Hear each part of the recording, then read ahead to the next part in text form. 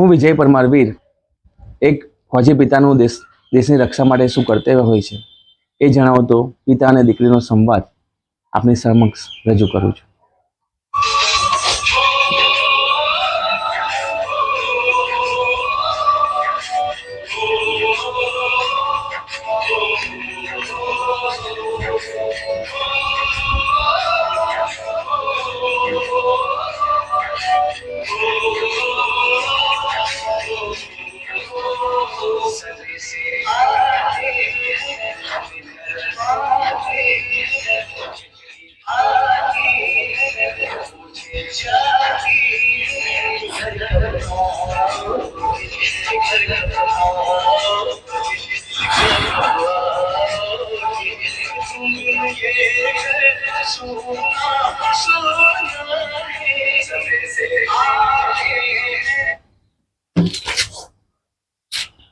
બેટા, આજે તારો જન્મદિવસ છે બેટા, પણ હું તારી સાથે નથી.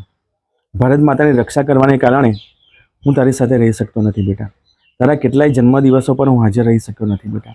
આ વખતે તે ફોન કરીને જણાવ્યું બેટા કે પપ્પા આ વખતે તમે ઘરે આવો છો, મારા જન્મદિવસ પર આપણે સાથે રહીશું બેટા. પણ હું દિલગીર છું બેટા. હું અને મારા જેવા કેટલાય સૈનિકો બેટા તારા જેવી દીકરીઓની ખુશી માટે સરહદ પર રહીએ છીએ, પરિવારથી દૂર રહીએ છીએ, જેના કારણે તારા જેવી દીકરીઓ પોતાનો જન્મદિવસ શાંતિથી અને ખુશીથી ઉજવી શકે બેટા, આનંદથી ઉત્સવ ઉજવી શકે બેટા. જ્યારે યુદ્ધમાં બંદૂકની ગોળીઓનો અવાજ સંભળાય છે ને બેટા, ત્યારે તારે હસવાનો અવાજ મારા કાનને ઘેરી વળે છે બેટા. અને ત્યારે ભારત માતાની દીકરીઓની ખુશી માટે હું તારી ખુશીનું બલિદાન આપું છું બેટા. આમ યુદ્ધમાં ભારત માતાને હું વિવશ છોડી શકતો નથી બેટા. મને ખબર છે બેટા કે તું મોટી થતી જાય છે બેટા. તારા બાળપણને હું મારી શકતો નથી બેટા, એને જોઈ શકતો નથી બેટા. મને ખબર છે બેટા કે તારે કેટલાય શાળાના પ્રસંગોમાં હું હાજર રહી શકતો નથી બેટા. પણ યાદ રાખજે બેટા, જ્યારે તને મારી જરૂર હોય છે ને બેટા, ત્યારે ભારત માતાને પણ મારી જરૂર હોય છે બેટા. અને ભારત માતાની ભૂમિનું રક્ષણ કરવું એ મારા જીવનની પહેલી ફરજ છે બેટા. અને એ ફરજ નિભાવવી એ મારા લોહીમાં ભળી ગયું છે બેટા.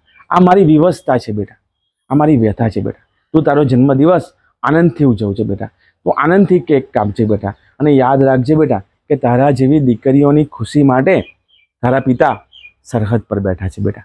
અને એ ભારતની દીકરીઓની ખુશી એ તારા જન્મદિવસની તું ભેટ સમજજે બેટા. એ તારા જન્મદિવસે તું એ દીકરીઓને ખુશી મળે છે એ તે રિટર્ન ગિફ્ટ છે બેટા એમના માટે.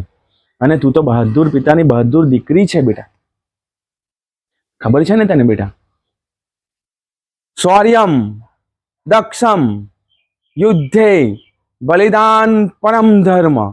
શૌર્યમ દક્ષમ યુદ્ધે બલિદાન પરમ ધર્મ. અને તારા પિતાનો તું ઉત્સાહ કેવી રીતે વધારીશ બેટા? તું કેવું બોલીશ બેટા? How is the josh? Hi sir. How is the josh? Hi sir. How is the josh? Hi sir.